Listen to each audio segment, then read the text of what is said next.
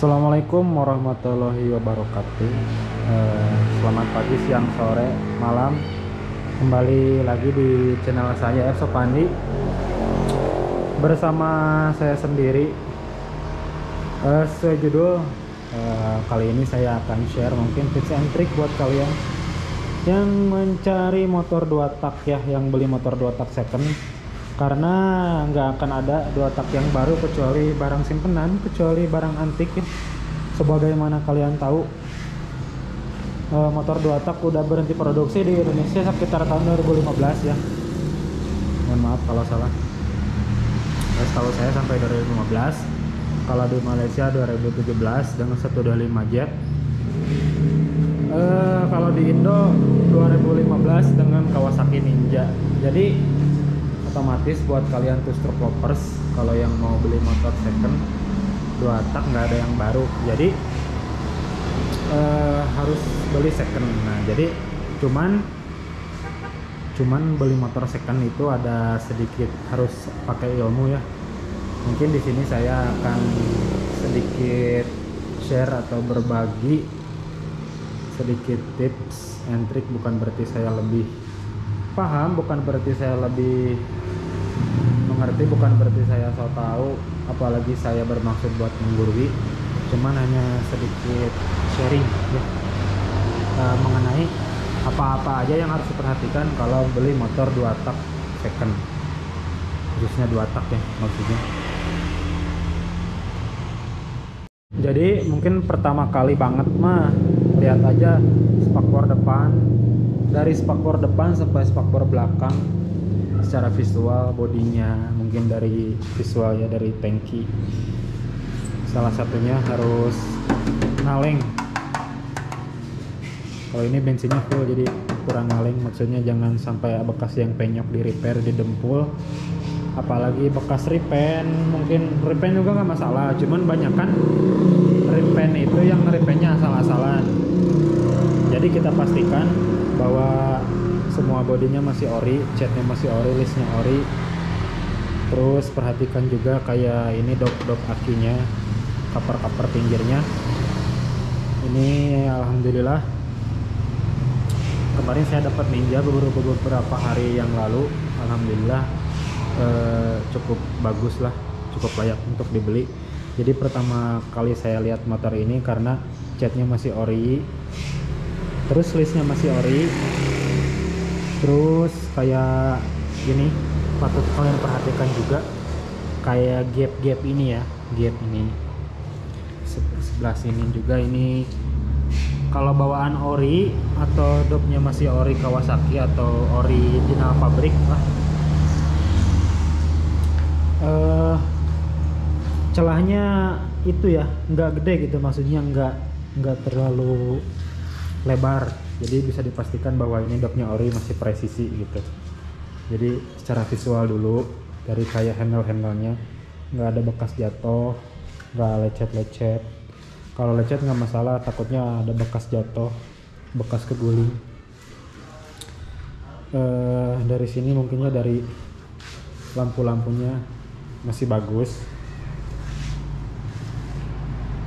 Terus ke kelistrikan, kita pastikan semua panel-panel berfungsi, lampu sen, klaksonnya nyaring banget. Terus dari ini RPM-nya, mungkin dari speedometernya masih berfungsi, dari indikator suhu, terus dari mungkin ini apa ya, gigi 6 ya, top gearnya masih berfungsi, lampu rem masih berfungsi, terus lampu sen. Nah kelistrikan harus kita pastikan semuanya nyala, soalnya kalau nggak nyala takutnya bukan berasal dari aki aja, takutnya ya dari kabel bodi yang nggak utuh mungkin. Jadi males juga kan, udah beli motor second, kabel bodinya harus diganti, mana harganya lumayan lagi ratusan ribu, keluar lagi budget lah, mana pasangnya juga ribet, nggak bisa pasang sendiri. Terus dari apalagi ya, dari kelistrikan, mungkin dari kondisi mesin Nah, kondisi mesin juga harus kalian perhatikan. Kadang-kadang sebagian ada, kalau mungkin dari Ninja atau sebagian motor lainnya yang antik, itu masih ada kayak marking spidol dari QC mungkin ya. Tapi menurut saya itu bukan indikator utama, karena bisa aja kalau buat markingan seperti itu dimanipulasi ya, di marking lagi. Jadi lihat aja ada bekas baut yang dibuka. Mungkin kalau bekas baut yang dibuka itu bekas rem mesin. Jadi indikatornya kita lihat aja, ini kayak harus kering mesinnya. Jadi nggak boleh ada ceceran oli atau rembesan bensin atau apalah bekas oli samping. Jadi takutnya, yang saya takutkan yang kayak ceceran oli bocoran itu bukan berasal dari o-ring atau oli seal atau gasket atau packingnya yang rusak, tapi kalau namanya motor tua takutnya kayak blok-bloknya, crankcase-nya udah melenting atau bekas las-lasan, mungkin bekas las aluminium. Jadi jangan sampai kebocoran itu berasal dari yang seperti itu. Jadi pastikan aja mesinnya kering. Kalau mesinnya udah kering, kita tanya juga. Mungkin kalau di Ninja ya, Ninja itu nggak bisa di bloknya, nggak bisa di oversize kecuali emang udah overbus. Kalau udah overbus bisa di oversize pakai piston yang aftermarket mungkin. Tapi kalau bawaan Ninjanya nggak bisa di oversize. Jadi pastikan dulu, tanya sama pemilik sebelumnya bahwa motornya benar-benar ori bloknya. Terus kalau porting juga nggak masalah, yang penting portingnya bagus. Tapi kalau bisa mah yang ori, soalnya takutnya nggak semua orang bisa porting, cuma porting asal-asalan, jadi malah merusak boring, merusak blok mesin. Terus buat yang kalian mungkin selain Ninja ya, kayak Satria, mungkin Satria, terus F1, terus RE King yang bloknya bisa di oversize. Meski yang ori, tanya juga ini oversize berapa. Syukur-syukur kalian dapat yang di bawah oversize 50. Karena mungkin kalau oversize-nya masih di bawah 100 juga gak masalah sebenarnya sebetulnya. Cuman yang saya takutkan nanti oversize-nya udah lebih dari 150, 200 apalagi, udah nggak bakal enak motornya. Pasti ada aja masalah gitu. Takutnya kan jadi kalau pistonnya terlalu gede pasti bukan ori ya. Kalau setahu saya yang ori itu sampai oversize 100. Kalau di atas oversize 100 pasti pakainya yang lokal. Efeknya linernya akan tipis, jadi cepat panas, nggak enak juga dipakainya. Nah, jadi usahakan tanya dulu itu spek pistonnya oversize berapa. Kalau masih standar mah wah itu barang antik banget, apalagi di RE King blok G1 udah itu harta karun. Terus mungkin dari blok udah, dari suara mesin juga sebentar saya hidupin ya.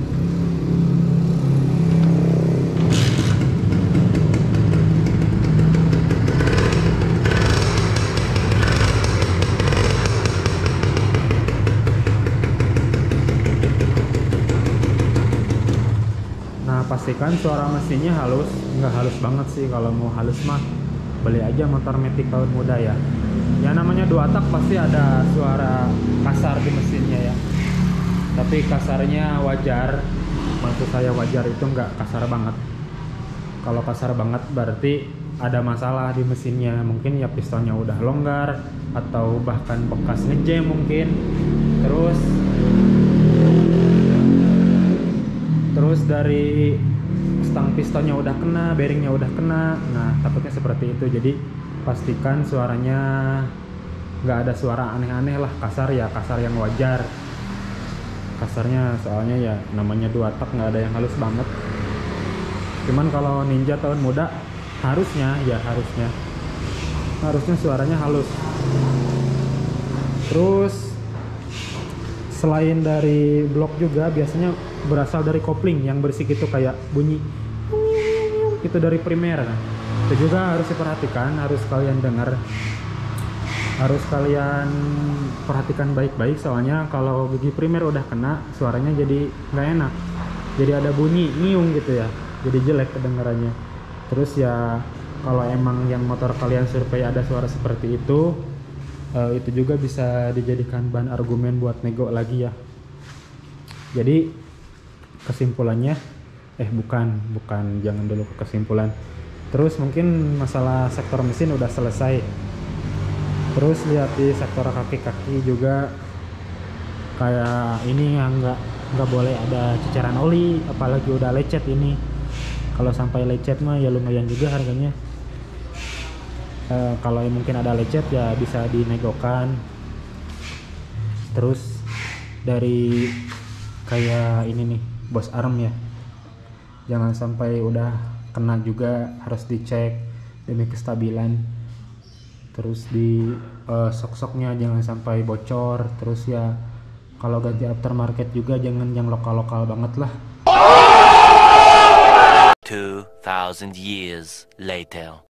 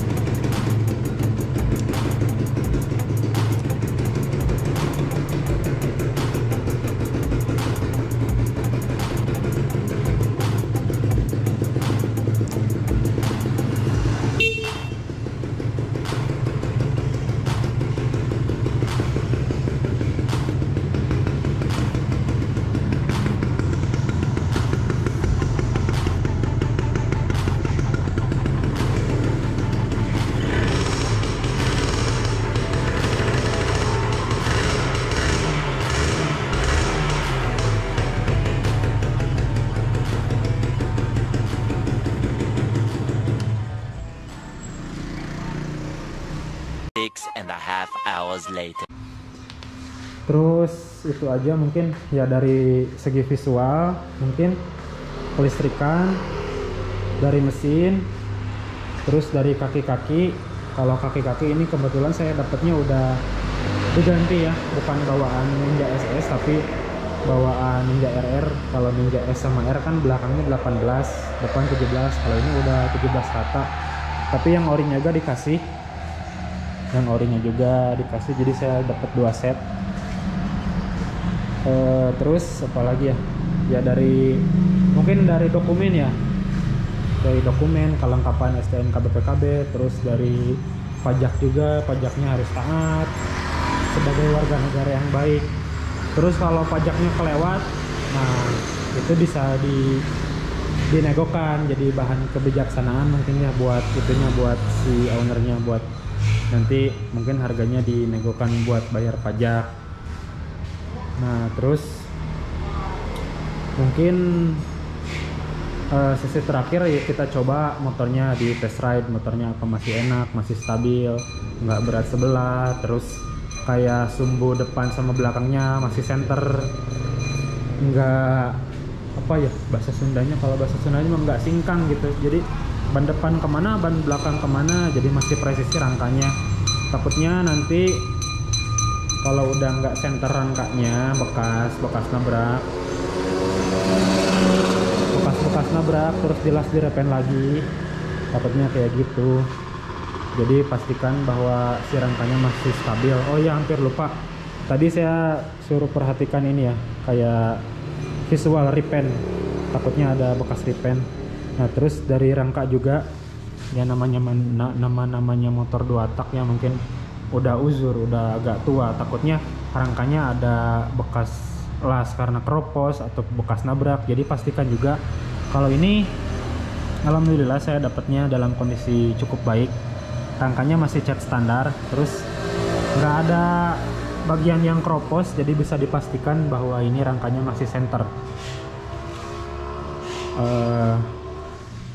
Mungkin oh ya, mungkin ada ini Kang, ada sebagian orang yang lihat dari jarak tempuh ya. Kebetulan ini juga udah gondrong apa itunya, jarak tempuhnya udah 397 ribuan. Menurut saya ini juga diperhatikan, cuman bukan prioritas utama ya, karena bisa aja kalau kayak jarak tempuh itu dimanipulasi, bisa dienolkan lagi bisa, terus ini juga bisa dilepas, karena kalau motor tua kan masih sistem mekanis itunya, bukan elektrik ya, bukan langsung digital, jadi ininya masih mekanis. Jadi menurut saya ini bukan indikator utama, jadi tetap aja nggak bisa memastikan kondisi motor itu dalam keadaan baik meski low kilometer, jadi harus benar-benar dicek lagi. Ini juga diperhatikan, cuman bukan jadi indikator utama ya, patut kalian garis bawahi, tetap cek dulu visualnya. Cuman menurut saya ini real 39.000 dengan keadaan seperti ini. Jadi makanya motor ini saya kemarin jadi beli, soalnya ya mungkin masih layak lah buat bahan, cuman yang nggak terlalu perfect karena namanya juga motor second. Cuman kalau buat bahan San Mori, nanti buat touring nantilah bisa lah masuk kategori lah seperti ini. Jadi mungkin itu aja yang mau saya sampaikan, mungkin kurang lebihnya saya mohon maaf kalau ada yang terlewat, mohon tambahkan aja di kolom komentar ya. Jadi intinya kita cek secara visual dulu, bodi dari depan sampai belakang, jangan sampai ada yang repenan juga masalah kalau bagus, maksudnya jangan repenan asal-asalan. Kalau yang kayak repenan asal-asalan bisa diturunkan lagi harganya, dinegokkan lagi. Terus kayak perhatikan juga kepresisian covernya ya, kalau ori pasti presisi, jadi gap kayak gini nih, celah-celah kayak gini nggak gede banget, jadi rapi kelihatannya. Terus dari rangka juga nggak boleh ada las-lasan, nggak boleh ada yang keropos, kalau lecet-lecet sedikit wajar ya, namanya motor bekas. Nah itu mungkin satu dari visual. Dua dari kelistrikannya harus on semua ya, kita pastikan bahwa kelistrikannya on, semua berfungsi, panel-panelnya, lampu indikator semuanya berfungsi. Soalnya itu dia yang saya takutkan nanti kalau kayak lampunya, indikatornya nggak berfungsi, bukan karena dari aki, takutnya ya dari kabel bodi, harus nambah budget lagi kan, uang keluar. Nah dari kelistrikan mungkin. Terus dari pajak, dari mesin ya, dari mesin pastikan mesinnya benar-benar kering, mesinnya halus, nggak ya halus wajar, kasar juga wajar maksudnya ya, kalau bisa mah halus ya, kalau kasar juga wajar, bukan kasar karena ada kerusakan yang parah. Kering, jangan sampai ada tetesan oli, ceceran bensin. Terus kopling juga nggak niung, bagian kopling maksudnya.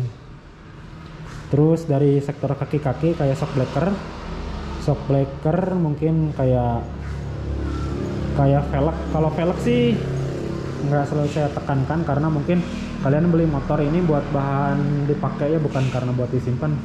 Terus bisa juga nanti kalian modif ganti velg aftermarket, mungkin kalau knalpotnya ganti, karbonnya ganti. Cuman kalau untuk bahan seperti ini juga layak buat dibeli. Terus dari pajak ya, mungkin dari dokumen kendaraan kelengkapannya udah saya sebutkan tadi, kayak kalau kelewat, kalau mungkin nggak lengkap mau udah cari lagi aja yang baru. Mungkin kalau ada poin-poin yang di luar yang saya sebutkan tadi, yang nggak termasuk, mungkin itu bisa kalian negokan lagi ya buat harganya, buat bahan argumen. Itu maksudnya buat argumen, buat bahan nego. Jadi mungkin cukup sekian, terima kasih sudah menonton.